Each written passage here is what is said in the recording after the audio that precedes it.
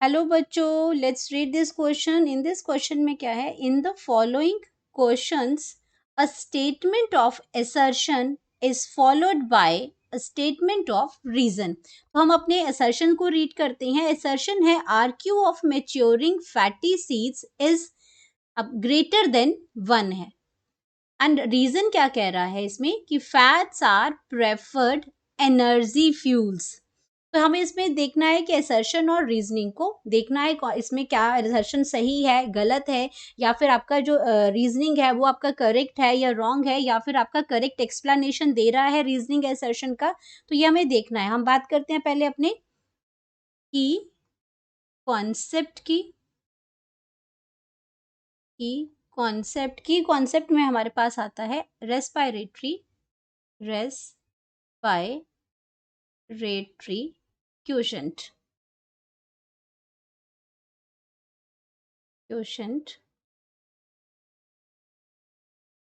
अब हम इसके बारे में समझते हैं कि एक्चुअल में ये आर क्यू वैल्यूज होती क्या हैं। अगर हम आर क्यू वैल्यू की बात करें तो ये आपका क्या है इसमें, जिसको हम शॉर्ट फॉर्म में कहते हैं आर क्यू। तो ये आर क्यू क्या है कि ratio of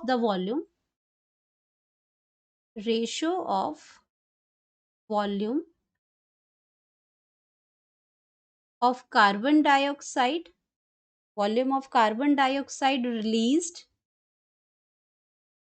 released to the volume of oxygen taken up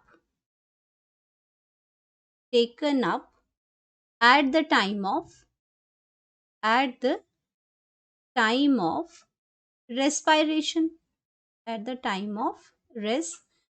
तो ये हमारी होती है आर क्यू वैल्यूज। तो आर क्यू वैल्यूज को हम किस तरह से लिख सकते हैं? अगर आर क्यू वैल्यू की बात करते हैं तो ये आपका आ गया आर क्यू वैल्यू, और यहाँ पे होता है कार्बन डाइऑक्साइड का कि कितना हमने कार्बन डाइऑक्साइड रिलीज की इन रेशो ऑफ कितनी ऑक्सीजन जो है हमने कंज्यूम की इसके अंदर। तो यहाँ पे हम बात कर रहे हैं, अगर आपने असर्शंस की बात कर रहे हैं तो इसमें लिखा है कि आर क्यू जो मेच्योरिंग फैटी सीड्स का जो वैल्यू जो होती है आर क्यू वैल्यू, वो क्या होती है? ग्रेटर देन 1 होती है। तो अगर मैं लिखूं यहाँ पे कि आपका आर क्यू ऑफ मैच्योरिंग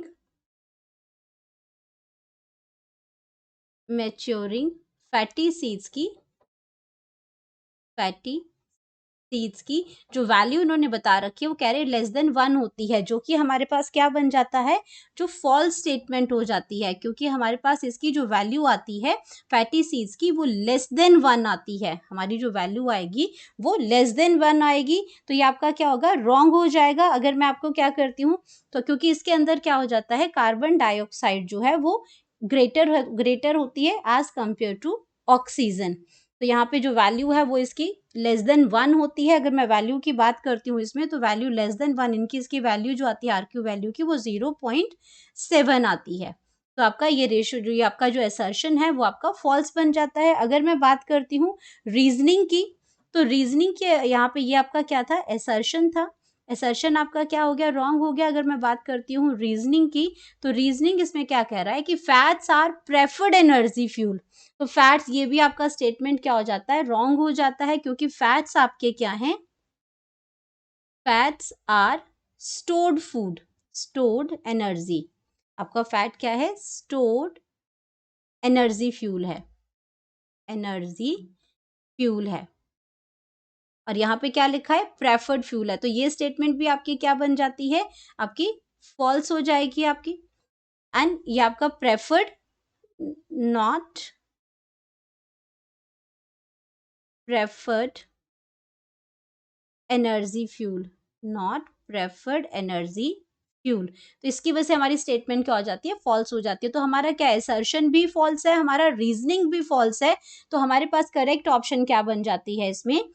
हमारी करेक्ट ऑप्शन है option number 4, if both assertion and reasoning are false. तो हमारे पास करेक्ट ऑप्शन बनता है, करेक्ट ऑप्शन वो बनती है ऑप्शन नंबर 4, क्योंकि इसमें दोनों ही चीजें क्या है? रॉन्ग होती हैं। Hope you understood it well. Best of luck.